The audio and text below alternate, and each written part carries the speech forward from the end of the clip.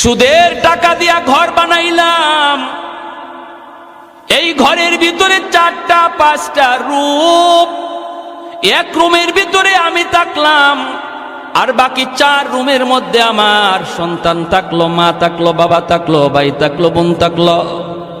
আল্লাহ পাক রব্বুল আলামিন এই 5টা রুমের হিসাব আপনার কাছ থেকে একা নিব। যারা ছিল এরা ফাও ফাও ছিল, এদের কোনো হিসাব নাই, হিসাব দিবে তুমি একা। এজন্যই তো এক বড় ভাইকে ছোট ভাই বলতেছে, ভাইয়া সাবধান, ভাইয়া তুমি সুদের ব্যবসা কইরো না, সুদে টাকা আইনো না, সুদখোরের কাছে তুমি যাইও না, অল্প হলেও তুমি এর উপরে সবর করো, আল্লাহ বরকত দিয়ে দিবে। বড় ভাই কই চুপ থাক, তুই মাদ্রাসায় গেছো মাত্র, এখনই পণ্ডিতি কইরো না, এখনো কিন্তু বড় হুজুর হও নাই, চুপ কর, তুই বেশি কথা বলবি না। ছোট ভাই বলতেছে, ভাইয়া ও ভাইয়া তোমার হিসাব কিন্তু কেউ দিবে না, কেউ দিবে না, হিসাব শুধু তুমি একা একাই দেওয়া লাগবে। বড় ভাই কয় কস কি তুই, আমি কষ্ট করে করে আইনা সবাইরে খাওয়াইলাম, আমার বিপদের সময় কেউ দাঁড়াবে না। কয় না, ভাবিও তোমার বিপদের সময় দাঁড়াবে না, ভাতিজাও তোমার বিপদের সময় দাঁড়াবে না, আব্বাও তোমার বিপদের সময় দাঁড়াবে না, আম্মাও দাঁড়াবে না, আমি তো দাঁড়াইমু না। ওই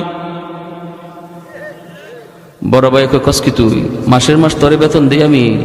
কয় যত বেতনই দেও, বিপদে যখন পড়বা আমি নাই। বড় ভাই কয় কস কি, আমার বউ? বলে বউ না। কয় দূর হর, আমি এত কষ্ট করে ফালতেছি, আমার বিপদে দাঁড়াইবো না। কত দুনিয়াতে পরীক্ষা করবা? বড় ভাই কয় পরীক্ষা কেমনে করবি? কয় দুনিয়াতেই তুমি বিপদে পড়ে দেখো তোমার পাশে কে দাঁড়ায়। কয় কেমনে বুঝবো? কয় তুমি মরা মানুষের বান্দইরা বিছানায় পড়ে যাইও, বাকিটা শুধু খালি শুনবা কে কি কয়। আচ্ছা ঠিক আছে। বড় ভাইরে ছোট ভাই নিয়ে যাইতেছে, বট গাছের তলে যাওয়া মাত্রই বড় ভাই পড়ে গেছে। ছোট ভাই বড় ভাইরে লাশ বানায়া বাড়িতে আইনা কান্না শুরু করছে, আব্বা ও ভাবি ও মা, কিরে কি হয়েছে? কই ভাইয়া মইরা গেছে। কেমনে? কয় জানি না। বট গাছের তলে যাওয়া মাত্রই দেখা যায় ভাইয়া মাটিতে পড়ে গেছে। ও আব্বা গো কয়ে ছোট ভাই কাঁদতেছে, বড় ভাই মরে গেছে। ভাবি আইসা স্বামীর লাশের পাশে আইসা ভাবি কাঁদতেছে, এইভাবে তার বাতি যাওয়ায় কাঁদতেছে। সবাই তো কান্দে, বাবাও কান্দে, মাও কান্দে। ওই অবস্থায় সে বলতেছে, আব্বা একটু সময় আমাকে দিবানি?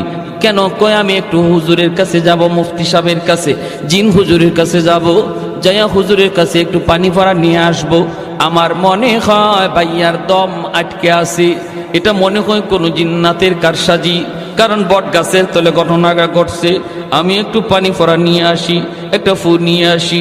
বাবা কয় তা বাবা তাড়াতাড়ি যা। ছোট ভাই দৌড় দিছে মাদ্রাসায়। কি আর মাদ্রাসায়, হ্যাঁ তো নিজেই বড় হুজুর।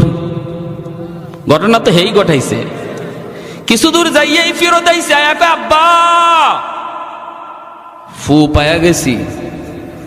মুফতি সাহেব হুজুরে এমন এক ফু আমাকে শিখাই দিছে, এমন এক তাবিজ শিখাই দিছে, এমন এক সূরা শিখাই দিছে, আমি খালি বাইয়ারে ফু দিমু আর সাথে সাথে বাইয়া জিতা হয়ে যাব।